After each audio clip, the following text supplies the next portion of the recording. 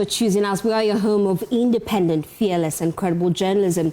Well, this afternoon, it is final now. The opposition New Patriotic Party has pulled out of the scheduled election rerun in 19 polling stations in the Ablekuma North constituency.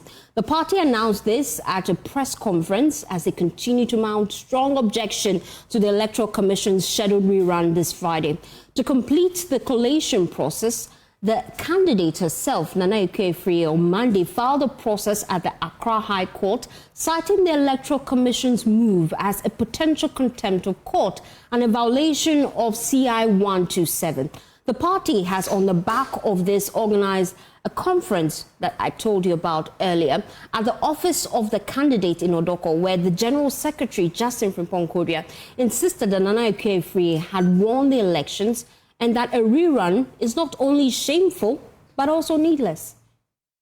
The reason why the New Patriotic Party disagree with the position of the Electoral Commission, for the simple reasons that per the court order, the High Court order of 4th January, whereby the EC was ordered to go and complete collation and declare the winner in some selected constituencies had not been adhered to by the Electoral Commission.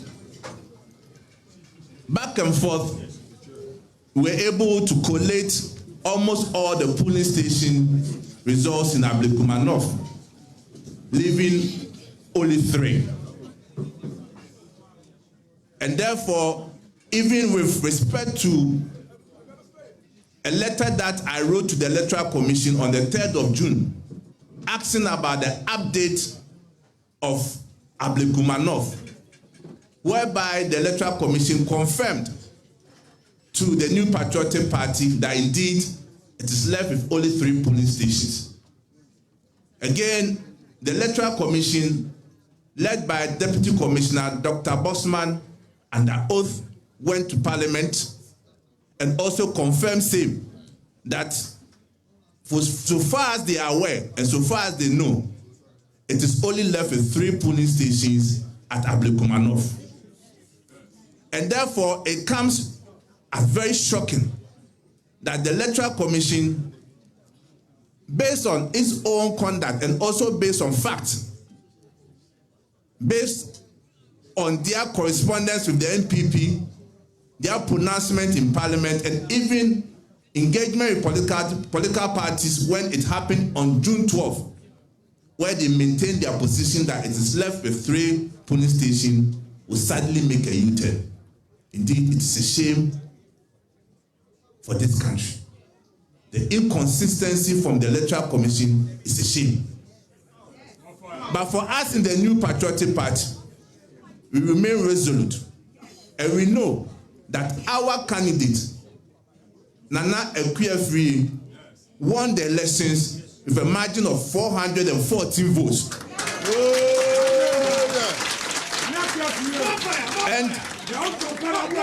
And this is based on facts and figures. We have not just churned out numbers to the public. And today I will demonstrate to you when we say that she won the election with 414 votes. So we have called you today to provide you with what we refer to as further and better particulars of the press conference I held last week.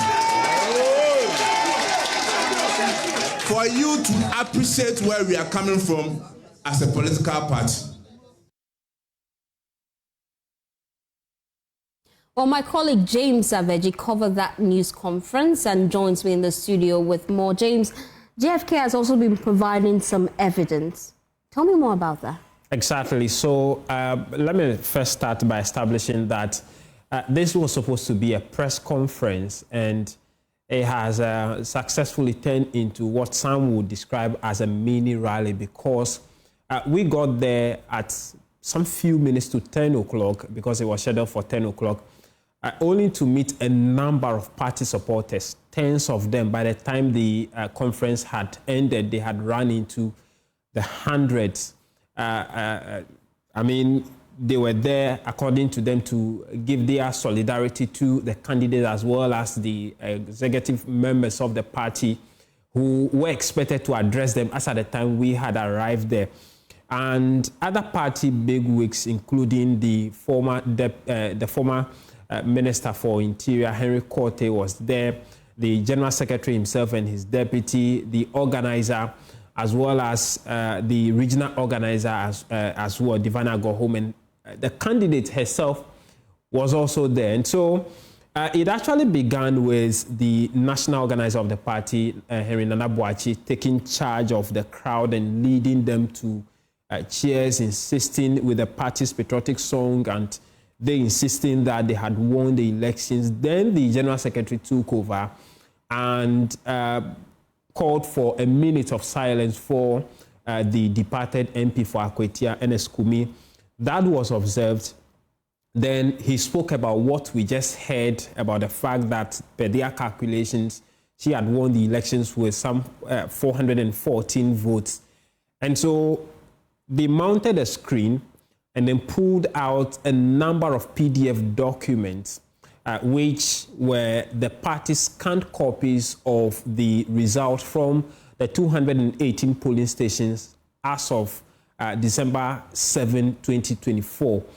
And he opened a number of them to give out the figures as they have captured, for which reason, when they compared all of the 218, they arrived at the conclusion that per their calculations, Nana Akua-Afrie had won the elections with an excess of 414 votes, which they believe should be the case, and for which reason the Electoral Commission shouldn't go into the rerun as they had planned to do on July 11 on Friday, just 3 days from today. They also raised concerns about the 19 different polling stations. Exactly. What exactly are their objections? So the exhibition at the tail end captured a number of polling stations from the selected 19 polling stations that the EC is expecting to conduct a rerun. They pulled out, if I can recall, 3 or 4 of them and indicated that from these 3 or 4, the Nana Akua-Afrie, their candidates, had won from all those polling stations. And so they believe that it is just an attempt to overturn the decision of voters on December 7 to sway the victory to the other candidate. And so Justin Frimpong Kodia pulled this out and make the point, for which reason he also revealed that actually last night they had had a National Executive Committee meeting where the decision had been taken that they are going to pull out of the elections and leave it to the Electoral Commission and the NDC to do whatever they want to do with it. But as far as they are concerned, their candidate had won the election. We can listen to him and make the point. That is Pentecost Church, Mount Zion Assembly, Kwashima. Let's see the votes. Nana Akua-Afrie MPP had 194. The rapper bill of the NDC had 127. And this is a polling station that we won. And you are telling us that we should go for a rerun when we have won in that polling station. And you can see the name of polling agents from MPP Perpetua Wabe signed. Ladies and gentlemen, you can see their signature. Then, for a rapper of Donko Evans has also signed. We also have the presiding officer, Richard David Appa, also signed. Date 7 December 2024. Time 6:55 p.m. So we have all the 19 polling stations, the scan copies, agents of NDC, agents of MPP, and the presiding officers have signed. And we have gone clearly in Ablekuma North. So therefore, for us in the New Patriotic Party, we are pursuing the order by the court. The court on 4th January made a pronouncement that the work of the Electoral Commission is very simple. Go collate and declare the winner of Ablekuma North.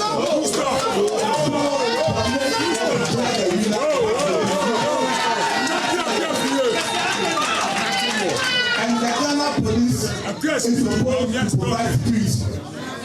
The court never said, go and do a rerun. Court never said, go and do a rerun. The court said, go, collate, and declare. So in the new patriotic party, we are instructed to go back to the court. Because what the electoral commission is doing is contempt of court. It's illegal. It's unacceptable. Because a simple instruction has been given to you. Go, collate, and declare. Not go and rerun.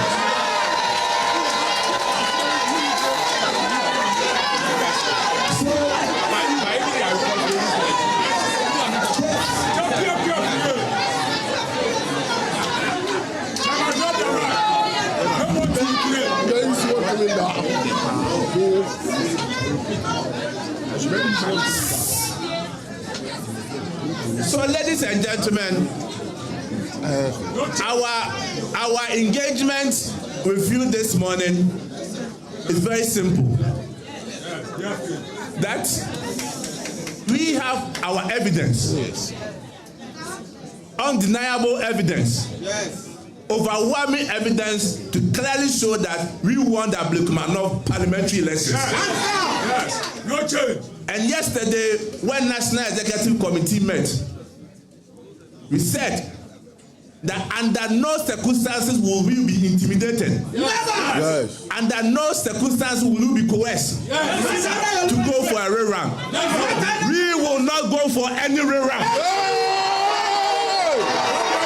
The new patriotic party will not go for any rerun. We have won the elections. We have won the elections. What we are asking the Electoral Commission is to follow the court directive, to finish the coalition and declare our candidate Afenyo as the MP for Ablekuma North. Well, in your shot there, you also saw the NPP's candidate, Afenyo. What exactly is her concerns? Because I know she has gone to court.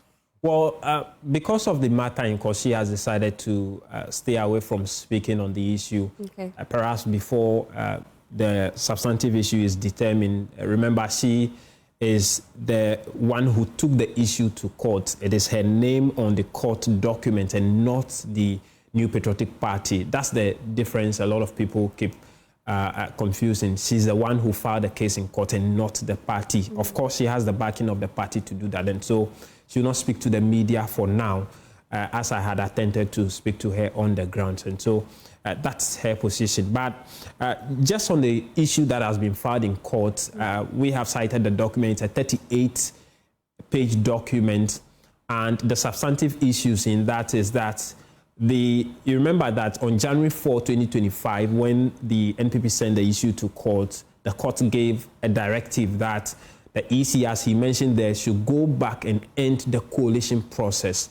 That directive was given on January 4, 2025. Okay. And so in her mind, and as she has put it in the document, any move by the EC to do a rerun will be a violation of the directive of the High Court as of January. It will also be a violation which would extend into a contempt of court. And it will also be a violation of Regulation 42 of the CI 127, which has been used for the election, because per that regulation, a rerun can only happen when there is a tie in an election. In this case, it is a coalition process that has not ended. And so she believes that if the process hasn't ended, it must end. And so the EC going ahead to do a rerun will be a violation of that regulation. So those are the substantive issues she raised in that document. But the NDC has been speaking on this. The Deputy Director of Elections and IT, Mr. Mahdi, had been speaking on the AM show this morning. He said they are ready to go full throttle with the EC on the elections on Friday, and that they had even received invitation from the EC to come and monitor the ballot printing process ahead of Friday. The EC themselves are yet to give any update on the issue as to their readiness. As of now, per what we have seen in the past, the EC would have told us how ready they are, where the printing process is, and all of that. But we haven't heard from the EC yet, as well as the Election Security Task Force as to how ready they are to provide security on the day Friday. And we're looking forward to that. That is, if indeed they'll be addressing the media, just give us a sense of what exactly they'll be doing. And we would be having the New Patriotic Party in the studio just to understand their key concerns. As you may be aware, they have decided to pull out of the elections. They're demanding that the EC should continue the collation process. They say the EC is in breach of the court order per the case that was filed in January and the directive given by the court. Well, thankfully, I have the national organizer of the New Patriotic Party, Henry Nanabuachi, in the studio with me. Henry, I appreciate your time here on The Pulse. It's been a long day for you. Oh, yes, it's been a long day, and it's been a sad day as well. When we lost the MP for Akwatia. He was a brother, he was a friend. So personally, I've lost a friend and a brother. So it's not only an MPP MP, but he's a friend and he's a brother as well. Ernest Kumi, may he so rest in peace. I pray that God grants the family the boldness, the courage to go through this trying times. It's been very difficult. I mean, he's a young man, just about 40 years. The wife also young, with 3 kids. So clearly, they'll be going through such difficult moments. I hope and pray that the God himself will grant them the strength to go on. So today, the party in Parliament, the minority leader, even with the majority caucus as well, they teamed up and then they went to visit the family. And I also know that the former vice president also visited the family. Yeah, Dr. Tomorrow, officially, the party would also pay a visit to the family. So our condolences to the family, and the wife, and then everybody. It's a sad news. Yes. Sad indeed. But then let's move on to some of the key concerns you're raising with Ablekuma North. As a political party, you have decided to pull out of the election. If It's an illegal election. It's an illegal. Why not stay through the process? Why should the party condone any form of illegality? Why should it be part of a rerun which is illegal, which amounts to contempt of court? I know you follow this matter very well. What we were told, in fact, when we went to court, at that time in January, we had almost about 37 polling stations. As we speak, the Electoral Commission lawfully collated and declared 34 out of the 37.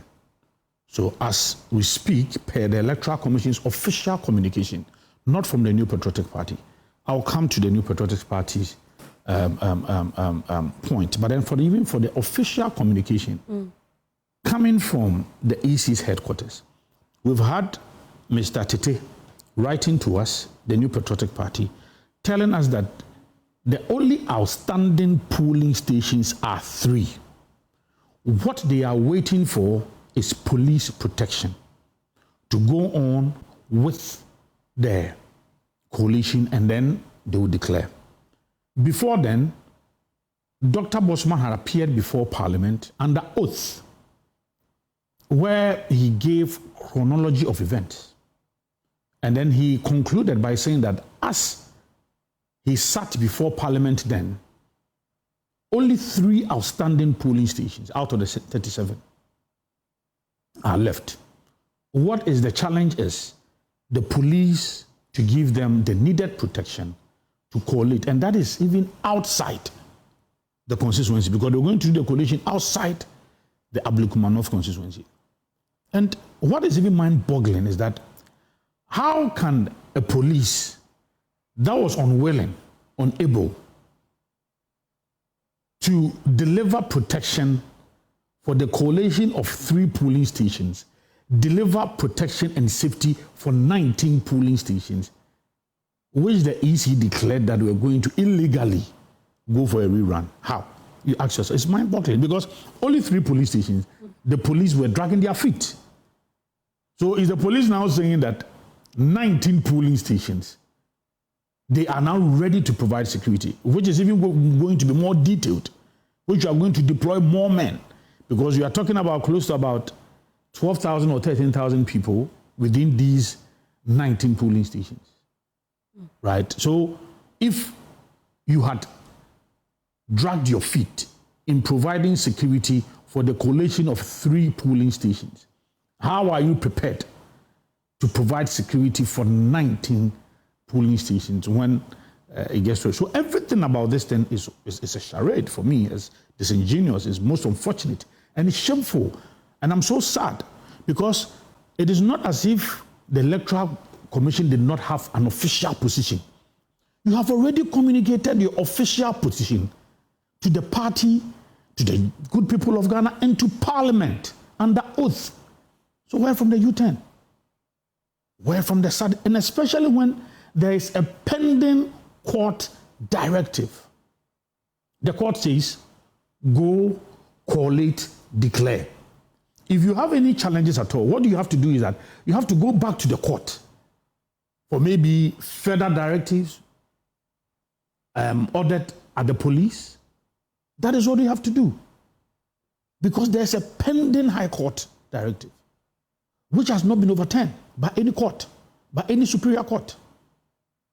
But the EC engaged political parties before putting out that statement. That we vehemently opposed it at the meeting, at the said meeting, when they said that, they had some return officers not, the reason was that the return officers did not validate those. Exactly. It's most unfortunate. Look, I have copies of the pink sheets for the 19 polling stations.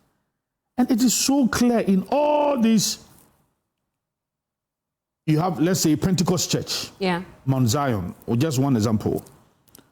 Nanekyo Wusu FEA NPP, 194 votes. Then Rabna Oben, 127. Then when you go down, you have the name of the presiding officer, Richard Davis Aqua.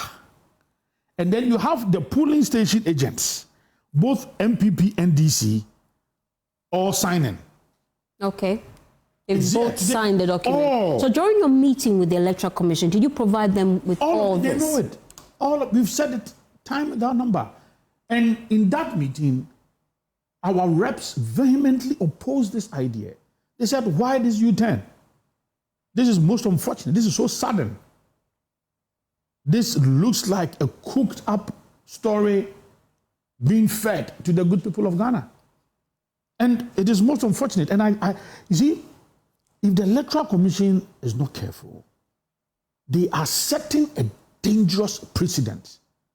Now, what they are telling all political activists is this: anytime there's an election and you think you are not winning, foment trouble, cause chaos, destroy the process so that the EC will call for a rerun.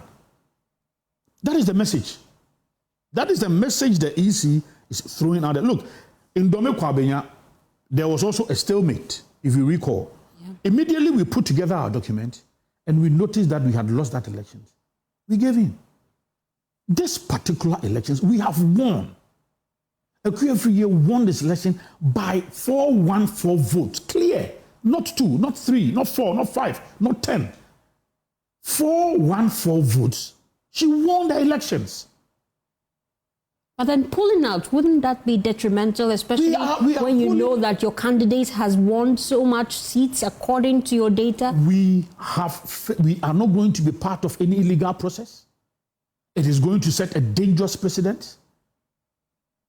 The National Executive Committee of the party met yesterday. That why should we be part? We have our own system. We have all 281 pink sheets, scanned copies. We have all of it. All of it. All of it.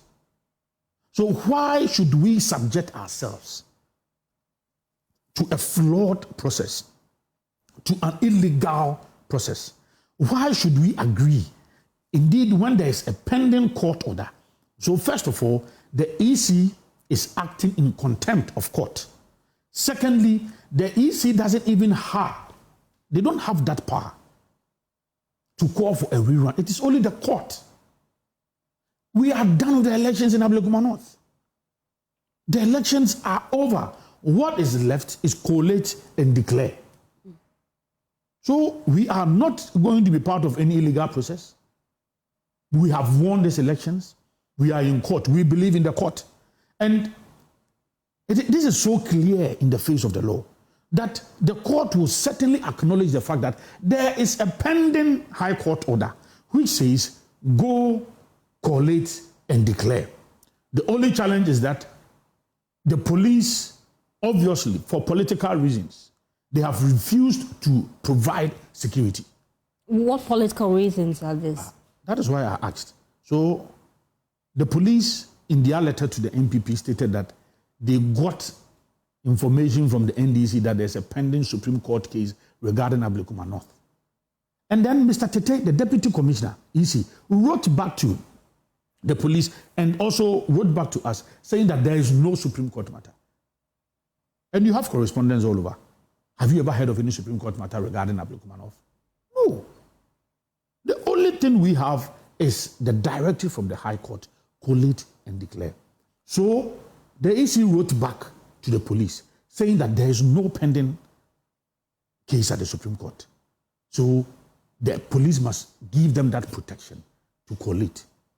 That is why I was asking, that is it not mind-boggling that a collation of 3 polling stations, which is supposed to be conducted away from the Ablekuma North constituency, away. We are going to do so at a facility away from the Ablekuma North constituency. The police exhibited their unwillingness to provide security. And yet, the EC now says that we are going to rerun 19 police stations. And you, EC, you have written to the police several times to provide the EC with adequate security to collate 3 police stations. They have refused. But now, EC, you believe in the EC now to provide security for 19 polling stations. The chaos that can occur. But that would mean that you're going to lose the seat to the NDC. We are not going to lose the seat. We have won the election. We are not going to lose. We are here. We have won the elections. We are not going to lose this election. This seat is for MPP. What's your next line of action? Don't worry, you hear from us. Mark my words, this seat is for MPP. But the unfortunate thing is that the EC, they are just digging their own grave. Look, these NDC people, they want to... Mr. Shenuketia was in these studios saying that the arrowheads must go. The arrowheads must go. He expressed an opinion. It was not an opinion. You could see that he was talking from a position of authority. He is the national chairman of the ruling NDC. And he says that the current leadership of the Electoral Commission, they are not fit for purpose. So the arrowheads must go. He said that on Monday. Then Wednesday, there's this U-turn. Are they doing this because of a certain intimidation?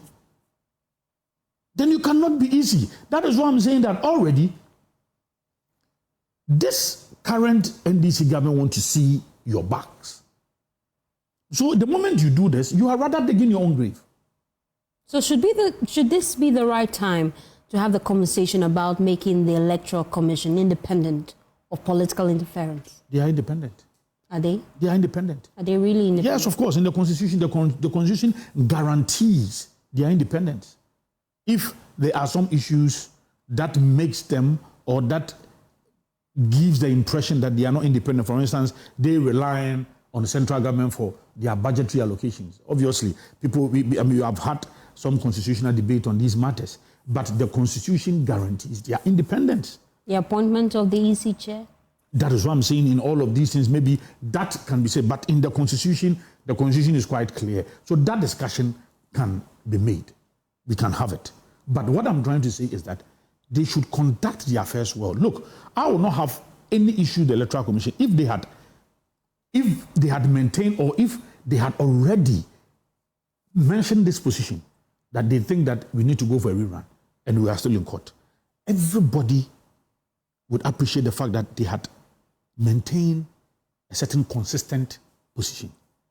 But when you have official, not just anybody, deputy commissioners mentioning that the only outstanding polling station are 3. But then you put yourself in a difficult position because really, we've been hearing from the NDC this morning that they've already received invite from the EC to monitor the printing process. Have you been invited as well? I don't know about that. All that I'm aware is that we are not going to be part of any illegal process. They haven't invited the NPP. The elections will be on Friday. It's not going to come on. We have won these elections. How will you ensure it won't come on? Don't worry. You'll hear from us. Equia has won these elections. We are not going to kowtow to any illegal process. We are not. We are not. Equia won the elections, and there's abundant evidence. If the NDC claims that they have won the elections, ask them, why are they not also showing their pink sheets? Because all political parties do have copies of pink sheets. So ask them to display theirs. Because they know they have lost the elections. And the only way, and we have footages, we have videos of NDC people intimidating people, destroying ballot papers, collation papers. So now is the NDC or is the EC saying that the NDC must benefit from their evil deeds? Is that what they are saying? So today, if you know that you have lost an election and collation is not going in your favor, all you have to do is just get some guys, they should just come and scatter the place, and that is it. Very bad, dangerous precedents being said by the Electoral Commission. You say the election won't come on. Oh, the EC says otherwise. Oh, don't worry. As well as the opposition party. Don't worry. Today is Tuesday. Don't worry. We are here. Tell us what you do. No, that is not for your. Okay. Now let's talk about the delegates conference and preparations so far. How far have you gone with preparation? Oh no, so far so good. It's going to be on the 18th and the 19th. Delegates will be congregating in Accra, hopefully on the 19th, and on the 18th, and then on the 19th is the main day. It's going to be a half day, right from the morning into the afternoon, and then afterwards, delegates will depart to their various regions. I hear that you're making some recommendations for some changes in the constitution of the party. How is that faring so far? Oh, yes. This week, we plan having media engagement where the leader and the head of the Constitutional Review Committee would put before everybody and the party people and the public what we intend to do, and then the proposals they have received. We received a total number of over 300 proposals. Some of them are same and all of that. So what they did is that they've consolidated all of these proposals, and now they have a certain number which they will engage the media on. Yes. We're looking forward to that. But so far, I'm sure you've been seeing a lot of polls by different groups predicting who exactly will be leading the New Patriotic Party. As a political party, have you seen some of these polls, and what's your posture? For me, we have not opened nominations. Okay. We have only mentioned that we're going to have our presidential primaries on the 31st.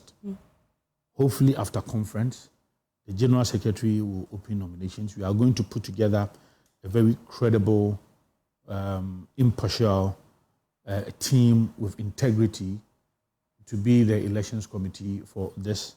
And that is, for me, my utmost priority. We need to just conduct this election so that anybody, any of our men, anybody who puts himself up to be our presidential candidate will be a solid material for the party. Any of them who would emerge victorious will have a solid party behind this person. That, for me, is the most important thing for me. I do not think that my only message is that we need to lower down the tension. It looks like there's been so many exchanges, very unfortunate comments coming from some of our people. We just need to bring it down a bit. But for me, my utmost priority, what is important to me is that let's go for this primaries, fair, transparent, and then whoever wins, the entire party will come behind that person. That is what is of most concern to me. Moving forward, you would be visiting the residence of the late MP of Akwatia tomorrow as a political party. What would be your message to the people as you move there to wrap up the conversation? It's sad. It's sad. We need to go in there and then console the family.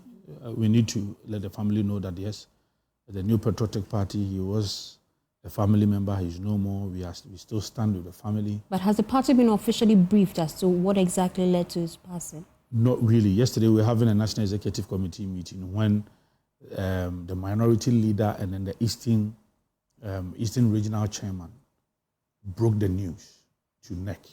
So we have not received any official correspondence as to what led to his demise. But tomorrow we are going to visit the family, and I'm sure that maybe we'll receive some information. But because Ernest was a rising star, very intelligent young man, outspoken. I knew that he was going to do very well. He tried the first time to come to Parliament. Unfortunately, he didn't. He promised, and I remember having a discussion with him that he was going to win the second time. I was very much happy with his achievement because you know that in 2024, we lost quite a number of seats. So for him to have picked a seat that we were not holding on to before the elections, he did so well. Unfortunately, he's no more. Very, very sad. Tomorrow we'll visit the family. And I'm sure preparations will be underway as we try to find his next replacement. I think so. These things are lawfully cut out. Once Parliament is informed, Parliament will also inform the Electoral Commission, and then we'll know the way forward.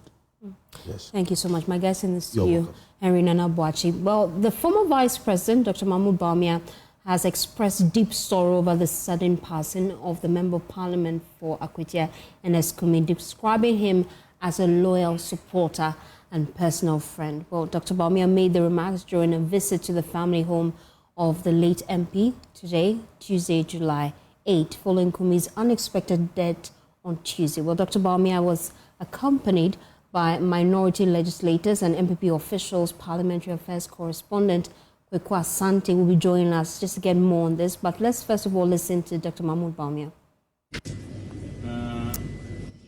National Executive Committee meeting. And Chairman won't meet in the phones. Now, what did they say? Meeting in I say, a buyer on the street, look here, Metias. Because Ernest, you know, now we are in young papa. Let me kind of keep the election.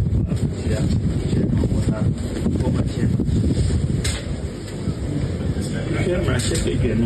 In this, we are supporting the Ernest. How would I go?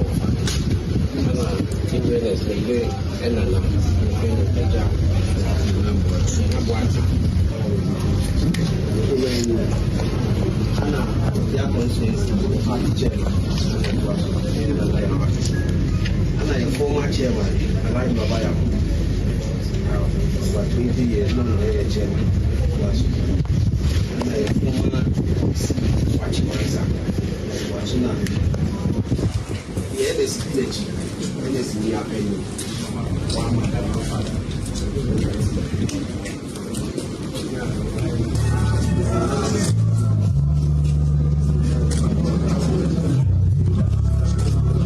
Former President, former Vice President, Dr. Mahmoud Bawumia, now signing this.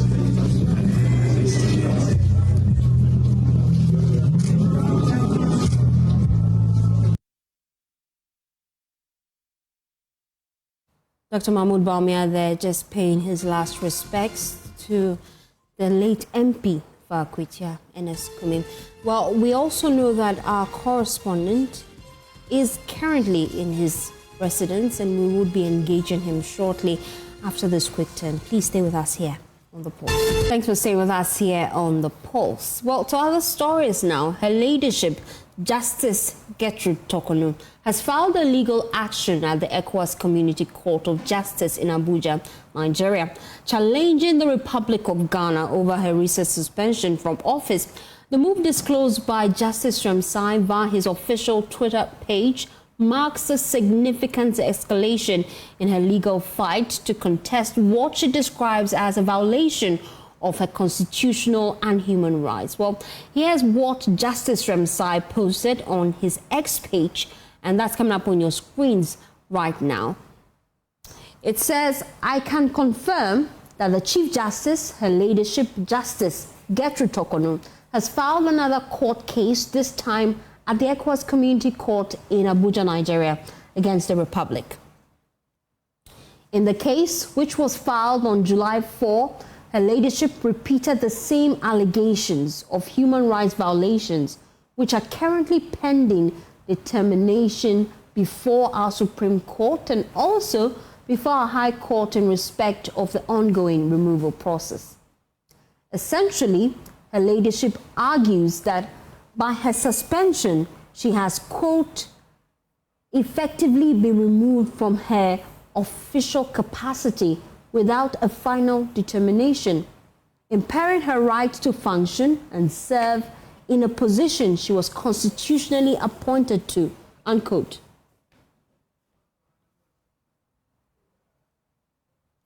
Meanwhile, President John Dramani Mahama has stated that he will not make any decision regarding the suspended Chief Justice Gertrude Tokonu until he receives the final report from the committee probing the misconduct, alleging a lot of misconduct against him. While speaking during a meeting with the Council of State, the president said he is committed to due process, stressing that the constitutional procedures are being followed and that any action will be based solely on the committee's conclusions. Taking your work in earnest, as the chairman of the council has stated, we've referred several things to the council for advice, mostly in respect of appointments to governing boards and other statutory institutions. And I want to thank you for the approvals you have given us and for expediting the work of government. It's helped us to more speedily than any government in the past have persons in place to begin to prosecute the reset agenda that we have. On the issue of governance, we've had a difficult issue with regards to the suspension of the Chief Justice, and of course the Council of State was involved in a part of that process, and so we've done our part. The rest is left with the committee that was set up to come out with whatever its findings are, and based on that, whatever the consequential issues are will be dealt with. Well, President John Dramani Mahama has announced a 10% reward paid in seized gold or cash to whistleblowers who help expose and dismantle gold smuggling networks. Speaking at the inauguration of the Gold Board Task Force, he said that personnel of the task force will be equipped with body cameras and their vehicles will be fitted with GPS tracking to ensure accountability and transparency. He said the personnel have been carefully selected from the national security, military and other security agencies and have undergone rigorous training as well as polygraph testing. Every member of the task force will operate under strict oversight. All officers will wear body cameras in every operation they undertake. Vehicles used by the task force will be GPS tracked and monitored in real time during operations. A written warrant from the CEO is required before any field operation is undertaken. Now this is the sweetest one. Whistleblower channels are in place, and informants are eligible to receive 10% of the seized gold or cash value.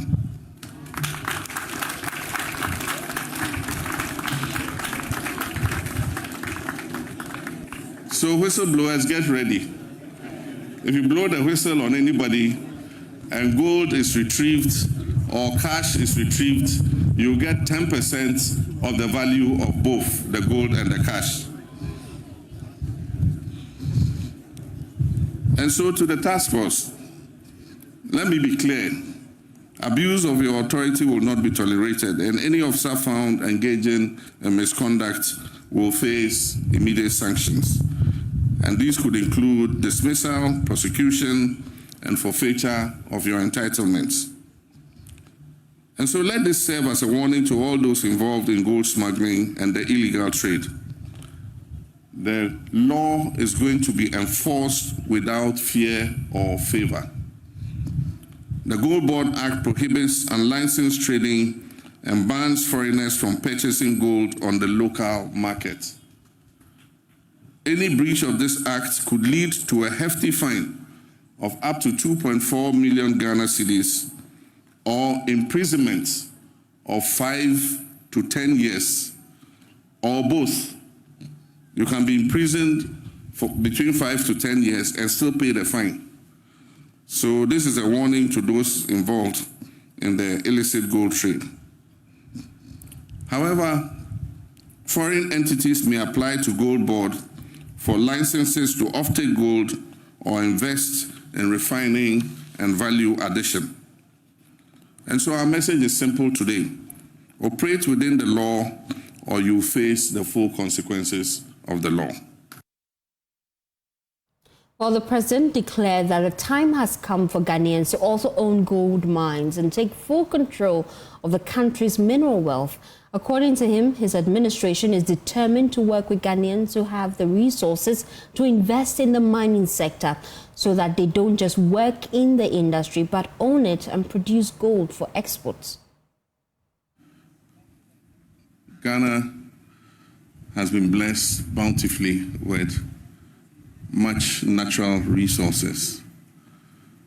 But over the centuries, we didn't have the human resource, we didn't have the capital, we didn't have the technology, and so we had what they call the Gagisbeg system of natural resource exploitation, where foreign companies that had those three ingredients took huge concessions and mined them over decades with very little coming to the state. Now, if we're to create prosperity for our people, then it means that we must take greater control of our natural resources. And it's not only Ghana that is taking greater natural control of its resources. There are examples where countries guard their natural resources. Botswana is an example. You can't export one single diamond out of Botswana without committing a crime. And so Botswana, together with its foreign partners, exports all the diamonds to the international market, and the money comes back to Botswana. This was not the case with our natural resource, gold. And indeed, other resources. We are discovering many other minerals in Ghana. And we believe that Ghanaians must be the first beneficiaries of the natural resource blessing that God has given us. So gold is just one example. We're going to make sure that in other minerals, Ghanaians play a leading role in terms of our mineral exploitation. And the time has come for Ghanaians to also own gold mines and produce gold for export.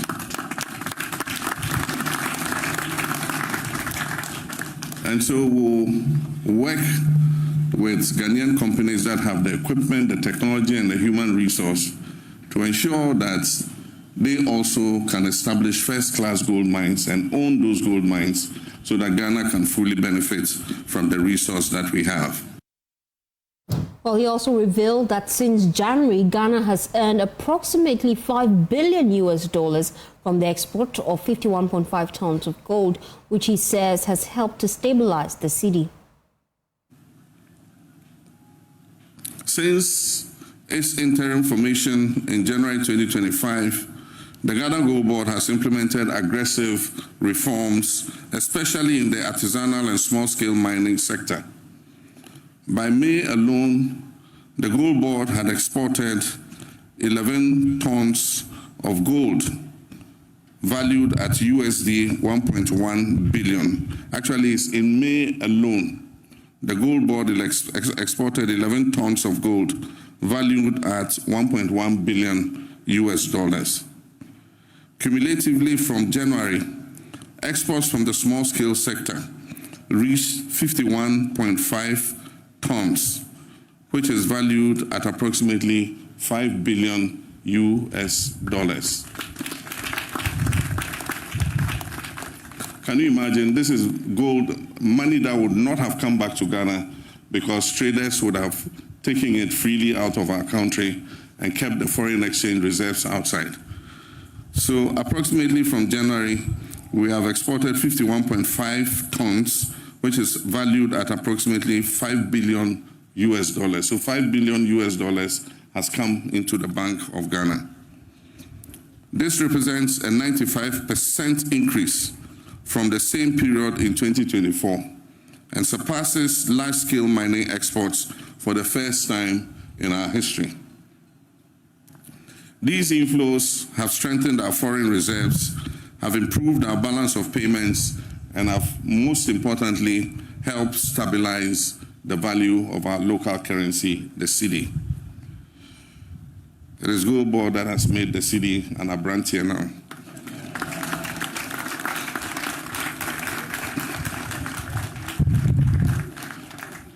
More importantly, this development reaffirms our belief that artisanal miners, when supported and formalized, can be powerful allies of our economic development. And yet challenges remain. There's still rampant gold smuggling and illicit trade in gold. This continues to rob Ghana of billions in revenue. And as you were told, a recent report revealed that 229 metric tons discrepancy existed between Ghana's official export records and the import records of our trading partners, which amounts to over 11.4 billion in losses over the last 5 years. This will not continue. The Ghana Gold Board was established to dismantle the black market economy surrounding the gold sector. And today's inauguration of the Gold Board Task Force signals our readiness to act decisively. Away from that, Finance Minister Dr. Kasiel Atuforsen revealed that during the peak of Ghana's economic challenges in 2022, approximately 60 tons of gold valued at around 1.2 billion US dollars were illegally smuggled out of the country. He said this loss occurred at a time when Ghana's foreign reserves stood at less than $300 million, making the smuggled amount nearly half of the bailout funds Ghana was seeking.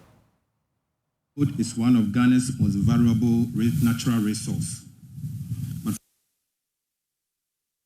smuggling has deprived our economy and our country of billions in revenue and foreign exchange.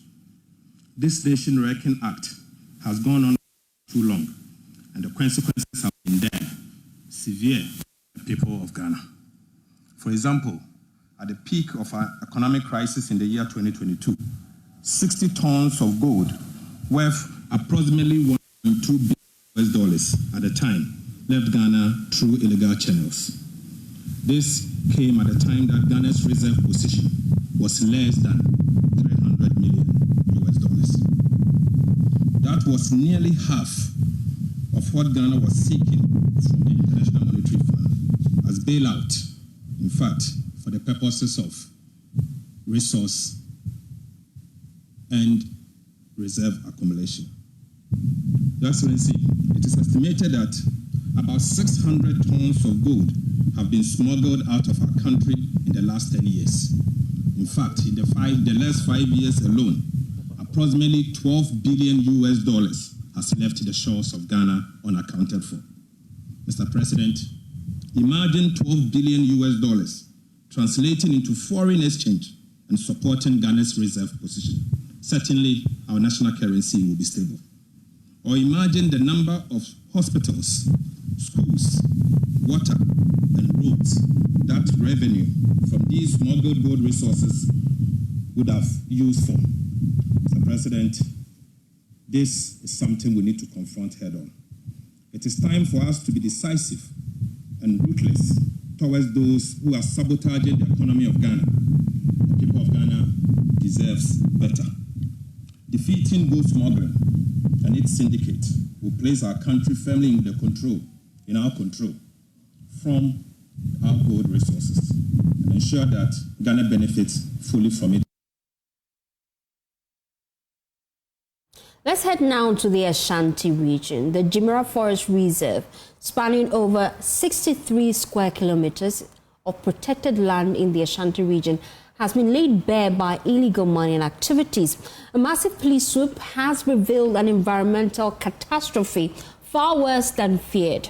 4 individuals have been arrested with several earth-moving machines impounded as the widespread illegal mining rips apart large sections of protected forest. My colleague Nana Boakye Adam was on the ground and filed this report. Until now, and that's how we are going to do what we can do for our country, for Mother Ghana. How is left? Yes, sir. On Friday dawn, a combined team of police and forestry anti-Galamsey task force launched a coordinated anti-illegal mining operation that began from the Cobbin block of the Jimera Forest Reserve. The team moved systematically through the dense forest, advancing to the Nkontine block before rounding up the operations at the Amanchia block, areas notorious for illegal mining.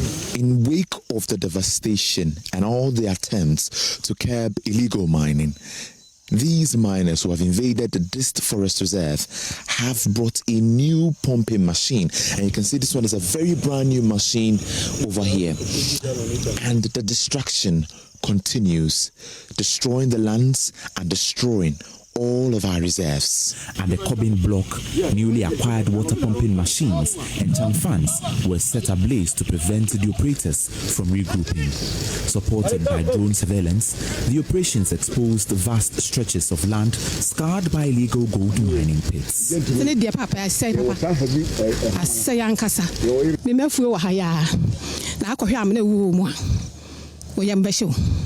My farm is just here. If you see how they have destroyed it, you'll be surprised. Aerial footage captured during a swoop shows an alarming sight. Officials say the drone images confirm that more than half of the affected blocks have been devastated, with huge open pits posing danger to wildlife and nearby communities. In the operation, the police impounded 5 heavy-duty excavators and arrested 4 suspected illegal miners, with 2 claiming to be national security operatives. Police for Bewuraha. Why na catch us a police for Bewuraha? DC afraid of Accra. Or Frey say DC near where? DC Kumkom Boama.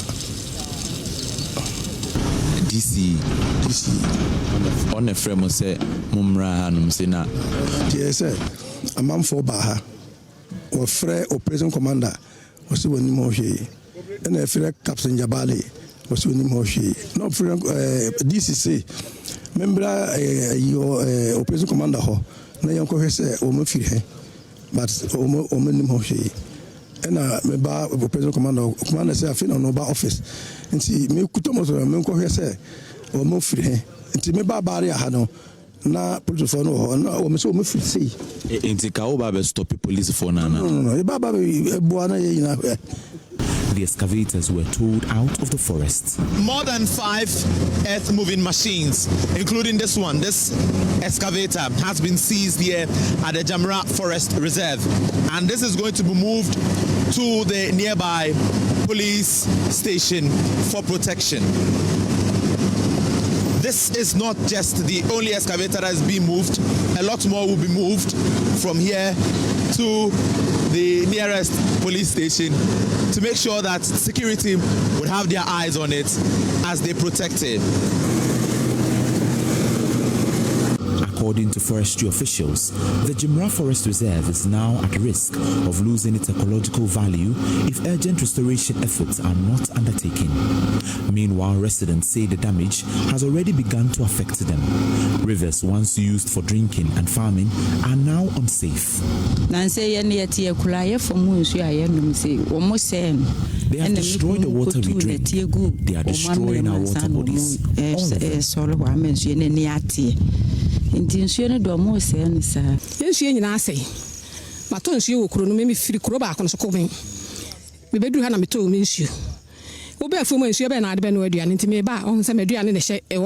bodies have been destroyed.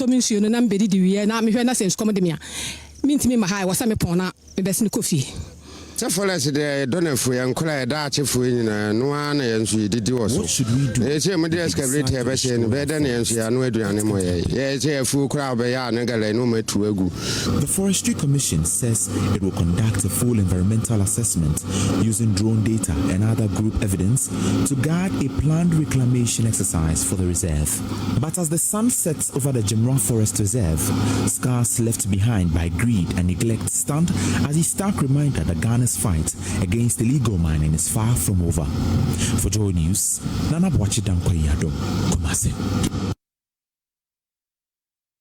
Well, Nana Bwachiadom joins me live with more on this. Nana, worrying visuals we are seeing. I've just been hearing from the lady you engaged, the concern she's raising. Her farm has been taken over by illegal miners. How is the police addressing this? Well, firstly, what you saw from the visuals we shared, that's not the only victim of the illegal mining activities that these miners have been engaging in at the Jimra Forest Reserve. A lot more residents have been affected by the illegal mining activities in the forest. The police soup is to make sure that they drive out all these individuals who are engaging in illegal mining activities to make sure that farmers in the community are able to go by their daily activities, which is mainly farming in the area. And so the soup continues, and then efforts are being made to make sure that the farmers who are being affected by this massive destruction of the Jimra Forest Reserve are being moved out. As it continues, a lot of them come out with complaints about how the miners invade their farms. Some of them with cocoa farms, some of them with plantain farms are all being affected. And the police are doing so much well to make sure that in the next few months and in a day's come, they are able to make sure these farmers are not severely affected by the activities of these illegal miners. And this is quite sad. You engaged one of the individuals who were arrested, and that is on your screens right now, who claims to be a national security operative. What's the update on that? Well, the individual has been arrested. He was arrested that very day that he came to the site to have some form of confrontation with the police. He was sent to the Ashanti Regional Police Command for further investigations to be carried on his personality and whether or not he's indeed a member of the national security. Some few questions were being asked about when he was employed or even picked up to join the national security. His credentials were not clear, and he was unable to prove that he was indeed a member of the national security, which then raised concerns, leading to the police to sending him to the regional headquarters of the Ghana police. So as I speak to you, he's there. The police are carrying out their investigations to make sure that they determine whether he's indeed a member of the national security and whether he's not an illegal miner or otherwise. But what stood out for you, really? You were on the grounds. Firstly, it was massive destruction of the over 63 square kilometer forest reserve.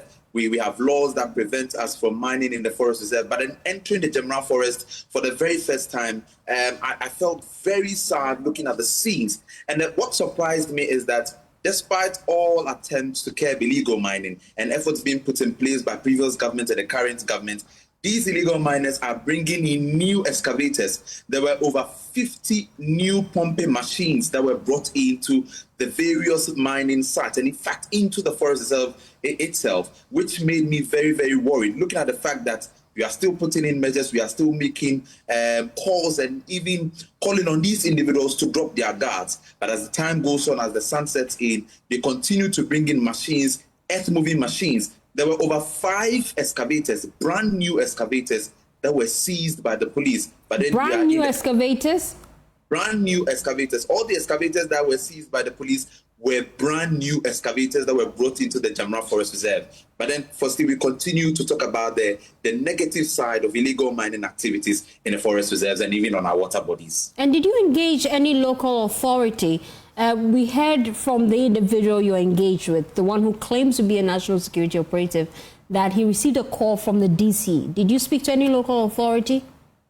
Well, in the wake of the soup, we tried reaching the DC, we tried reaching even the Regional Coordinating Council, but all efforts did not yield any form of results.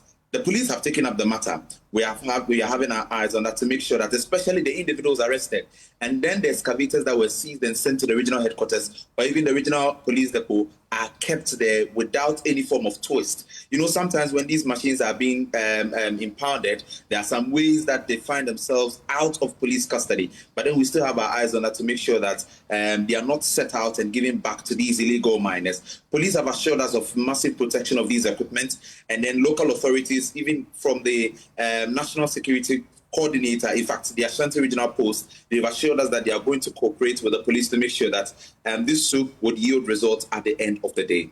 Thank you so much, Nana Boakye Yadu, for bringing us that update. Let me just explore this further and bring in Awula Sewa. She is a member of Eco-Conscious Citizens. We appreciate your time here on the Pulse. It appears that activism is not yielding as much result as we would want it to. We're hearing of new excavators on the site. Your initial reactions? Good afternoon. Thank you for having me. The situation is dire. I mean,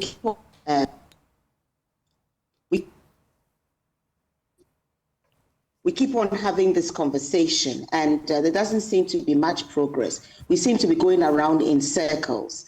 It is for this reason that we have asked over and over again for a state of emergency, a targeted state of emergency, so that we can go to our hotspots and deal with the matter.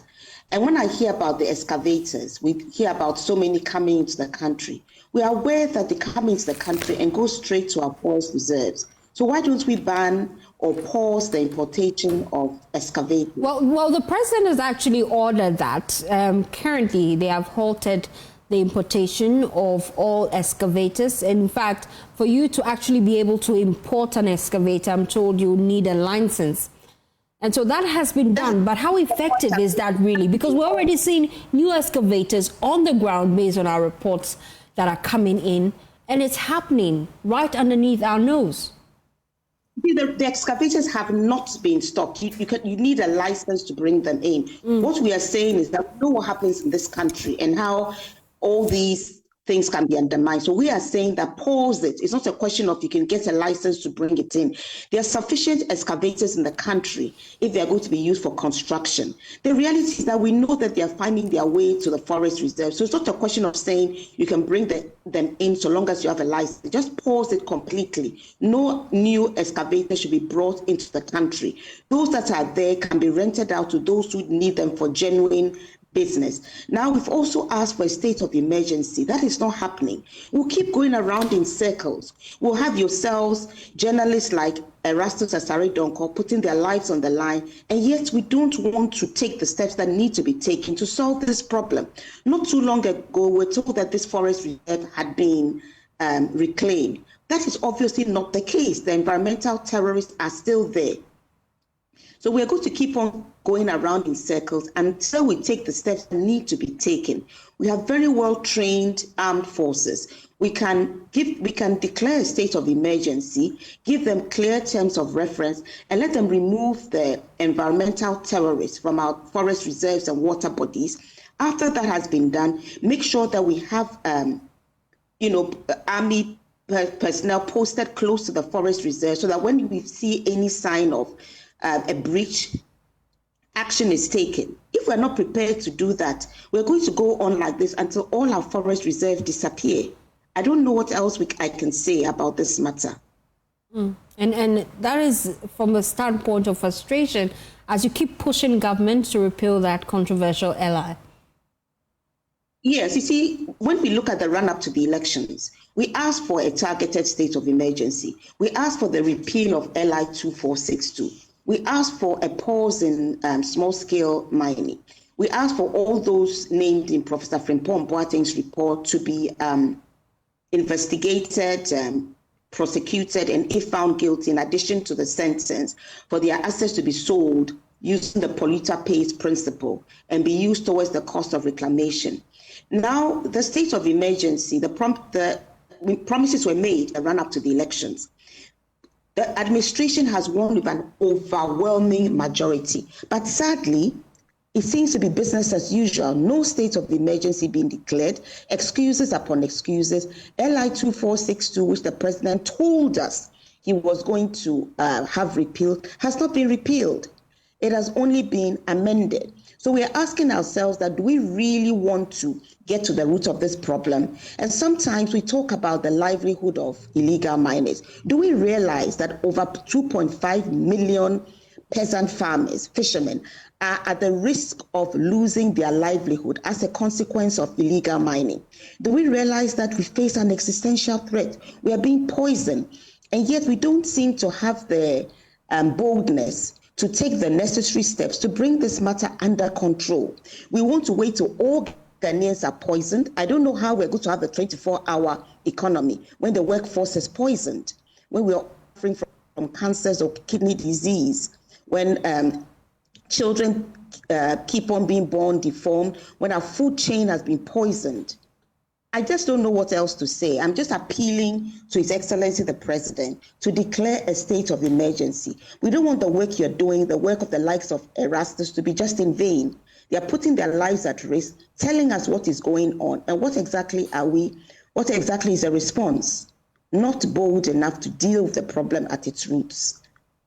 Today, the President inaugurated the Gold Board Task Force, and one of the key mandates of that task force is to ensure that the gold trading sector is regulated and only local participation is encouraged.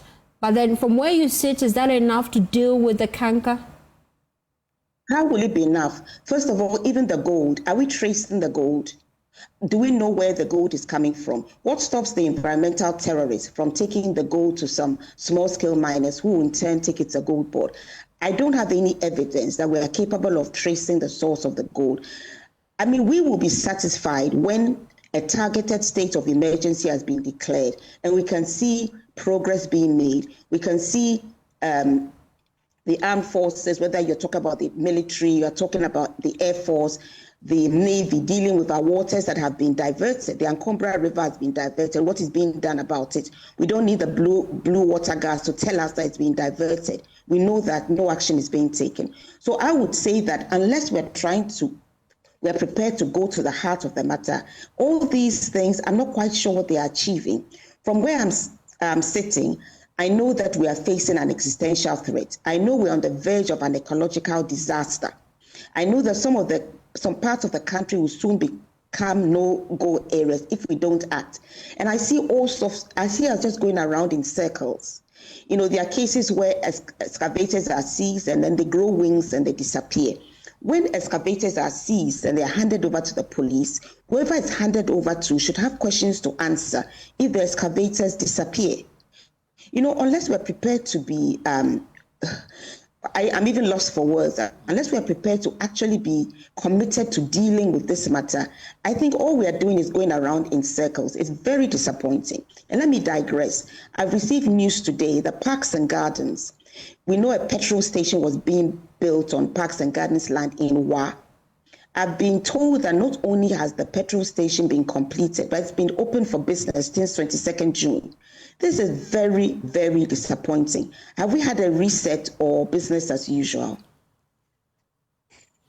Legitimate questions to have and asked access here on the polls. Thank you so much, Awola Sewa. She is co-coordinator for Eco-Conscious Citizens. We appreciate your time here on the polls. Well, away from that to other stories now, the Ayawaso West Municipal Assembly has issued a 2-month ultimatum to private developers and contractors putting up structures without the required permits to regularize their documentation or risk demolition. The directive comes after a special task force from the Ayawaso West Municipal Assembly stormed the Quarry Limited in Chiashi, halting ongoing construction works and arresting some individuals found flouting the law. Municipal Chief Executive Dr. Michael Owusu says the Assembly is committed to sanitizing the building space and ensuring orderly development. He stressed that permits are not optional and warned that enforcement will intensify in the coming weeks. Here because there's a building, as you can see, here going on without permit, building permits. Ayawaso West Municipal Assembly came into existence in 2018, but then they have a permit that was issued in 2020 by AMA. So clearly it tells you that they don't have a permit.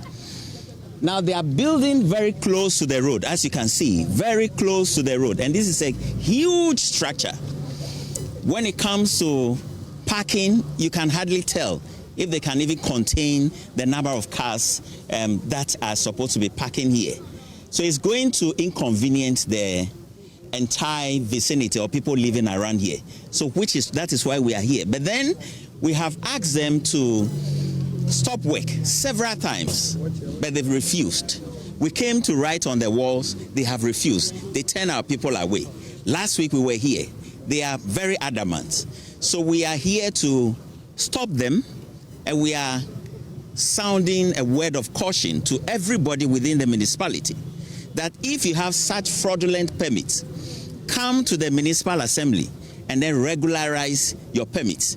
We have several of those permits within the municipal assembly that were issued by AMA. Some were fraudulent. There are several buildings without permits, and we are asking them that they should come within 2 months to regularize their permits so that together we can work together and ensure that the right things are done. We are looking at the structural integrity.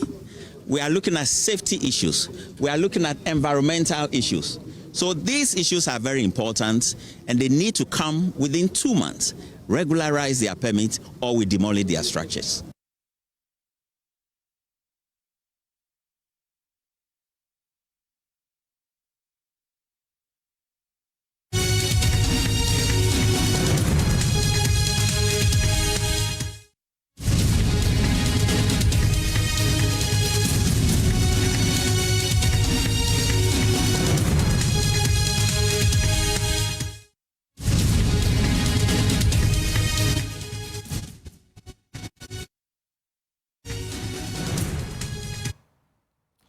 Well, let me take you now to Parliament, where dramatic events are happening. Alexander Afenyo-Markin, the minority leader, is addressing the House. We are all aware of the UK Parliament, and we watch the US Congress. Mr. Speaker, it is not out of place, particularly in the UK Parliament, for the opposition leader in Parliament to use the dispatch box for her submissions. Mr. Speaker, it is done. I do not see all this hula baloo about dispatch box. I conclude by saying that if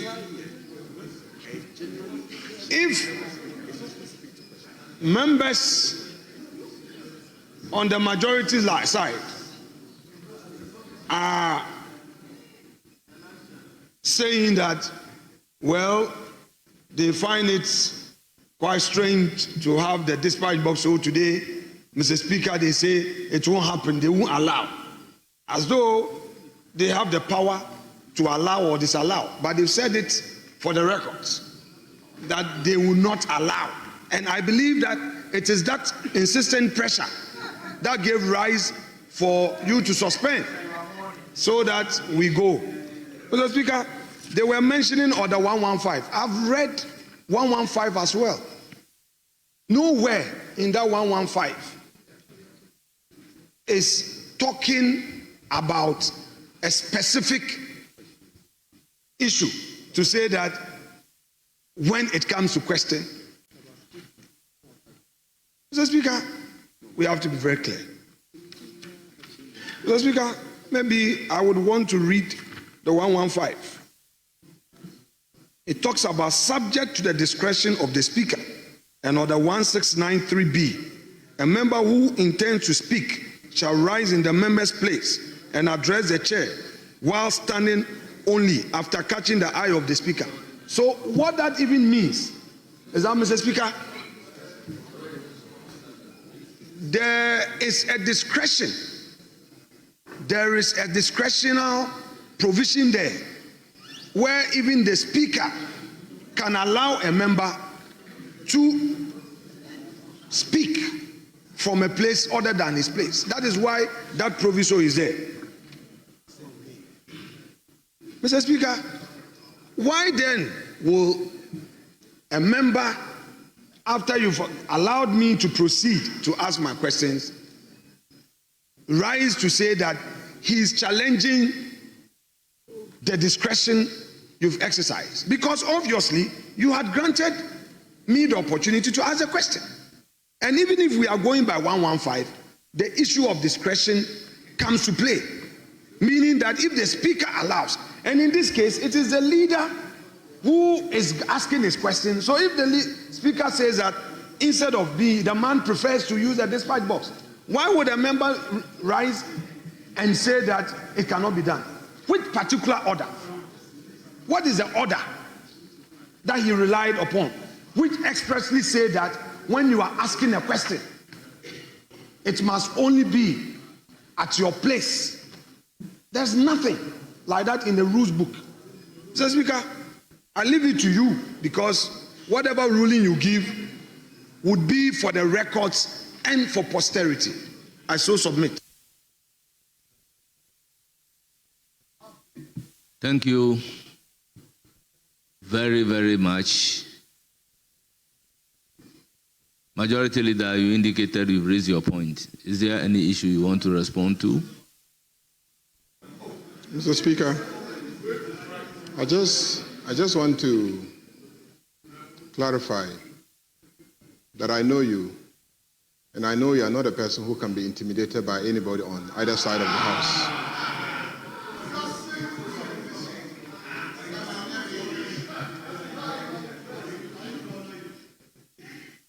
Mr. Speaker, I'm not the first person or the first leader to defy you and say, I will not accept. Just last week, when I read the business statement, they asked questions, and it was getting elongated and time-wasting. You ruled that business statement period should end, and we should proceed to commence public business. He led his side. They defied all the rules of this House. They stood, they stamped their feet, they made noise, and made it impossible for you to run this House until you change your decision and allow them to continue asking questions. He did that. He did that. Today, he thinks that by me also saying that I will not allow that to happen, I am intimidating you, or I am setting the agenda. I've made it very clear, Mr. Speaker, that if his style of leadership is anything to go by, I also have men behind me and women behind me. And I'm saying that we must all learn to give in. We can't run a system in which we will never give in. We can't run a system like that. So I'm saying that enough is enough. And I'm saying that today, this side of the House will not allow him to go to the dispatch box and ask his questions. Because he himself, in espousing his position, has not lent it to be established by any rule. No rule. No rule. I have been in this house for at least 16 years. I have seen not less than 4 leaders. None of them in my life in this house ever walked there to ask a simple question. He has been in this house since the parliament began, I believe. Let him get up and tell us whether for the whole period that he was here, he saw any leader go there and ask questions. Mr. Speaker, we listen to Afenyo in silence. So, Mr. Speaker, my position hasn't changed. I'm saying that this, you see, when he is acting on behalf of his caucus, when you are acting on behalf of your caucus, and we all see it, it happens every day. When, for instance, the budget is presented and all of you debate the budget, and it's a turn of leaders to go and sum up the debate and advance the cause of their sides. I've been in this house, and every budget that has been presented, the leaders go to the dispatch box to sum up the arguments of their sides. The same way I've been in this house and I've seen. Honourable members, can we have some order? Let's listen to each other in silence. After him, if you have a submission to make, just rise on your feet, I will recognize you. Anytime the state of the nation is presented to this house and we vote on the motion to thank the president, at the conclusion of the debate, both leaders go there and then they conclude the debate. I've seen that. 16 years of my life in this chamber. I'm sure 20, 25 years of your life in this chamber. Mr. Speaker, I have been here for long to see that every week, every leader of this house has presented their report on the business of the house from the dispatch box. I have seen that. But as for every leader, the minority leader walking there every day to ask his questions, I have not seen it before. I haven't seen it before. And it won't start when I am leader in this house. It won't start. So please, if you are acting on behalf of your caucus, you go there. If you are asking a question as you, Honorable Afenyo-Markin, asking a question as any other ordinary member of this house, you will stand there and ask the question, because even I, when I'm asking a question, I will stand here and ask the question. Yes. Before coming to you, Honorable Nitiwood, you've been a leader in this house before. Do you have a position on this issue? I will come to you.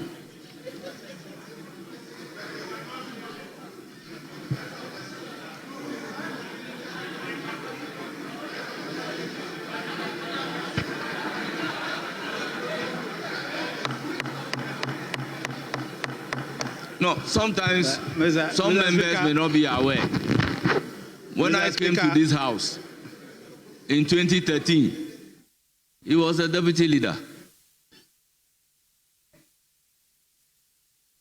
Mr. Speaker, I don't know why I'm doing drawing to this, but I want to say that I don't know why I'm being drawing to this. I'm sitting myself and minding my business. And then suddenly I'm being drawn into this thing. But Mr. Speaker, I think that we shouldn't be too hard on ourselves. Parliament is a mass of its own. We should be flexible in dealing with ourselves. Otherwise, if we are rigid in dealing with ourselves, tomorrow we'll rue it. We'll have serious problems in this house. Because I have examples of judgments I'm always addressing here. But during my time, I didn't. Neither the chairman was my boss. We didn't do that. So if you are a member of parliament, especially from 2000, you may not see people addressing. But Judge Mensah in court time, he usually took a certain posture that he wanted a certain atmosphere about leadership. And because of that, he almost always tries to address Parliament through the box. So it depends on how we in Parliament here, we want to carry ourselves going forward. So, Mr. Speaker, I think that we should not be too hard on ourselves. I came in 2002, and I came and met him. So he will know better. He said that he will know better. But Mr. Speaker, I've heard you. I've heard you. But Mr. Speaker, as I said, Mr. Speaker, as I said, we should not be too hard. We should not be too hard on ourselves. And like I said, if you ever watch Judge Mensah's time from '96 when he was minority leader, he almost always addressed Parliament from here. Yes, that one. And we so all that agree. precedence is there. Yes. So it is not true that no, it's not been done. It's been done, but others decide that they will not do it, and so it doesn't mean that people are not doing. So, Very Mr. well. Speaker, Very that well. is what I have to say about this. Thank you. Very well. We've seen Judge Mensah addressing, but we'll have to make some distinction between addressing and asking questions. Yes, I will come to you, Minority. Okay. Yes, let me hear from. Thank you very much, Mr. Speaker. The most senior. Mr. Speaker, leaders of this House have made several interventions whenever there is a debate, and they have made their interventions from where they sit, except when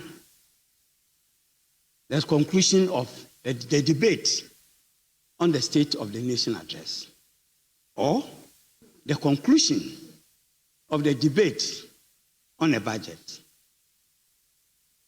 For leaders to use the dispatch for questions at the end of 2028, I would have been here for 32 years. I haven't seen one. Judge Mensah from 1997 never used the dispatch box to ask questions. He never did. And therefore, if leaders want to say that they always want to use the dispatch box, what it means is that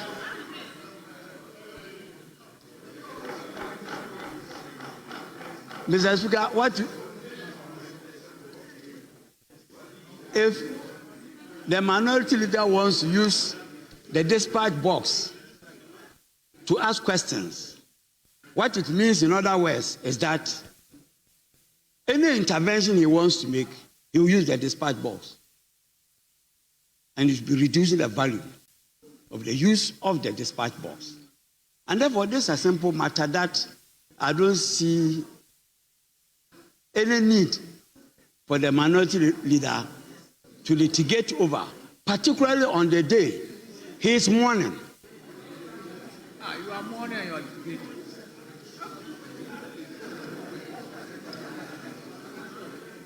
I thank you very much, Mr. Speaker. Yes, Honorable Minority Chief Whip. Can I? Speaker, I think the matters have been dealt with largely, but just to make this point strong, at the risk of being repetitive, Speaker, if you read 88 and 115, the combined effect, the effect of it is that there's no direct provision that says that you should rise at your place and ask your question. There is none. Now, we as a parliament, we also need to be progressive. Now, if you read these new standing orders, there are provisions in the standing order that seek to cure difficulties that we've been encountering over the years. For instance, there's an explicit provision for winnowing. We didn't have anything like that. There is an express provision under 93(8) that gives a mandate to the clerk of parliament to make copies of an admitted statement available to members. We didn't have this. Now, Leader, you made a profound statement that I think I want to remind you, maybe refresh your memory. And I'm such a person that when you are speaking, I pay good attention. You made the point that we defied the Speaker the other time, and we insisted on our way. Speaker, Leader, this is where your statement. Correct me if I'm wrong. You said, and I'm quoting you, when your father makes a mistake in the market, you don't embarrass him openly. And I said to ask, what was the meaning of that? You said that in a certain context. You made that statement in a certain context. And the meaning was so clear to me that something went wrong on that day, and you were just diplomatic. So if we had insisted on our right, it was not a manner to defy the Speaker, but it was just to ensure that the right thing is being done. Leader, with respect to you, I want to ask you one question. It's rhetorical.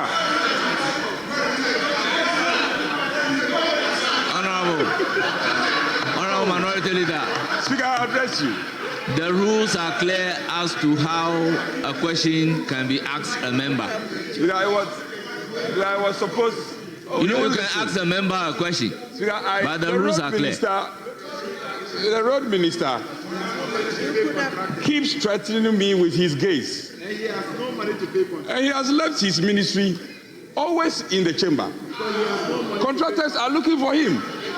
Anyway, I have not invited you to the argument. So the points which the leader made are found profound. Ministers who are not members of parliament, they come here and they use the dispatch. Ministers. Now, Leader, when you say that when the minority leader is acting on behalf of the caucus, then he is permitted to use the dispatch board. There's a thin line between acting on behalf of the caucus and also acting as a representative. Now, Leader, you are not listening, so listen to me. So there are some members on the majority side who are here. I don't want to mention any names. And you need to be paying attention to members of the majority who are sitting at this side of the house. So when you are insisting that, so let me conclude. When the leader is insisting that, when the minority leader is acting on behalf of the caucus, then he is permitted to use the dispatch box. I humbly want to find out from our respected leader, can he reference the orders to justify his claim? He cannot. He cannot, Leader. Leader, you cannot. Well, then I'm getting clarity.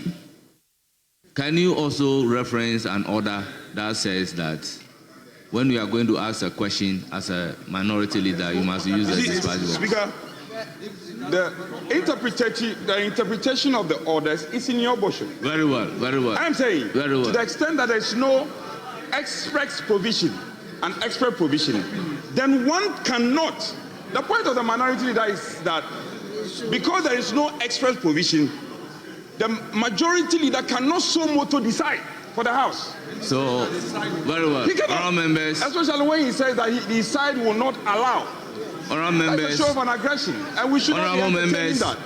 Honourable members, I think I have adequately listened to both sides of the House. Honourable members, Honourable Nitiwood, with all due respect, I intend not to give you the floor again. I have given you the opportunity to speak on the issue. Honourable Roxon, Honourable Chief Whip, please resume your seat. Honourable Chief Whip, Honourable Chief Whip.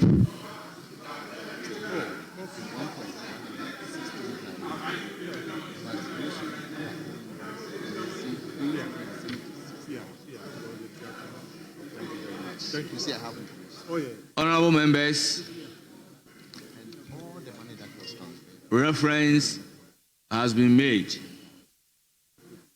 to two provisions in our standing orders. First is Standing Order 115, which reads, subject to the discretion of the Speaker, and Order 1693B, a member who intends to speak shall rise in the member's place and address the chair while standing only after catching the eye of the Speaker. Here, there is an expression relating to the discretion of the Speaker and a member rising at his place to address the chair. Exception has been made to this rule by the proviso to Order 1693B. What then is Order 1693B is saying? Our members, let's look at Order 169 together. B states, a member may sit at any seat convenient for the purpose of participating in the consideration stage, which means that regarding 115, the only way you will choose to sit at your convenience is when we are at the consideration stage of a bill. Honourable members, it is clear that the practice is you rise at your place to catch the eye of the Speaker, except when we are at the consideration stage of a bill. Now, Order 88, 1 states,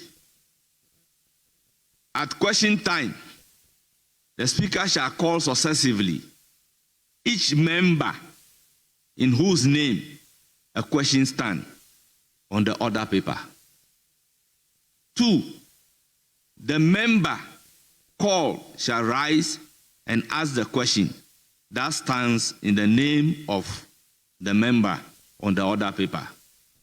Reference is made to 88.2, which I will take again.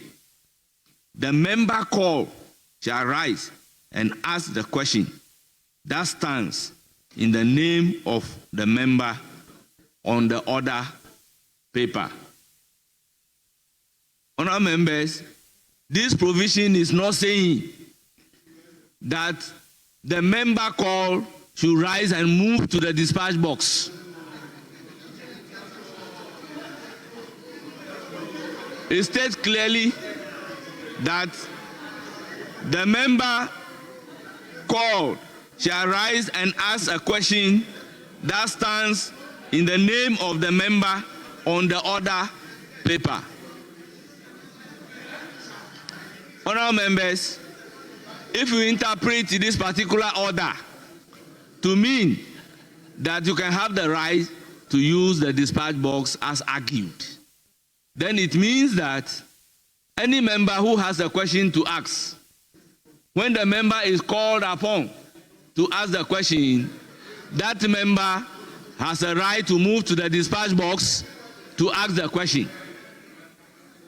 Honourable members, I do not think that is the intent of the rules. I owe fidelity to the law. I cannot interpret this particular provision to mean if a member is called upon to ask a question, you won't rise at your place to ask the question, but you have to move to ask the question. Honourable members, let's get the distinction clear. When a leader of the House is making a ceremonial speech, the ceremonial speech is making it in his capacity as the leader of the House. If a leader of the House is concluding a debate, the conclusion of the debate is on behalf of the entire House. It may be a state of the nation, debate on the state of the nation or a debate of the budget. You are doing that on behalf of the House. Therefore, if you file a question as a member of Parliament representing a good people of Akachi South constituency, though I am a Speaker of Parliament, I'll have to rise at my place to ask the question, because I am not acting as in my capacity as the Speaker, but I'm acting in my capacity as the representative of the people. Honourable members, Standing Order 5 is very clear, if I may read. 5.1. Subject to the provisions of the Constitution and any other enactment, where there is doubt, this order shall be interpreted by Mr. Speaker. 2. In any case not provided for in these orders, Mr. Speaker shall decide on a procedural question. 3. In exercising the power conferred under this order, Mr. Speaker shall act in accordance with the Constitution. Having taken the totality of the circumstances into consideration, my rule is that any member who is acting in his representative capacity, but not in a capacity of the caucus, would have to rise at the member's place. If it is question, you ask the question. If it is debate, you do your debate. Accordingly, I rule that minority leader would have to rise at his place and ask the question. Thank you very much for giving me the opportunity to rule on the issue.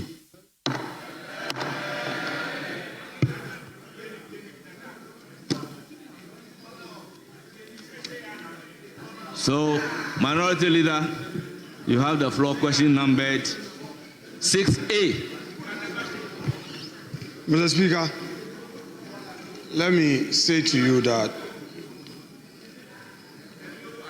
as a Democrat, my job is to respect this new precedence by you for the guidance of the House. We act not for today, but for tomorrow. Therefore, if that is the pleasure of the Speaker, so be it. What is ahead of us is unknown. So this is good to guide the unknown. I thank you. Mr. Speaker, that said, I proceed to ask the Minister of Trade, Agribusiness and Industry what progress has been made in the development of a comprehensive national agro-industry policy, and how the ministry intends to ensure that this policy translates into value addition, improved market access, and export-led growth for Ghana's agricultural sector.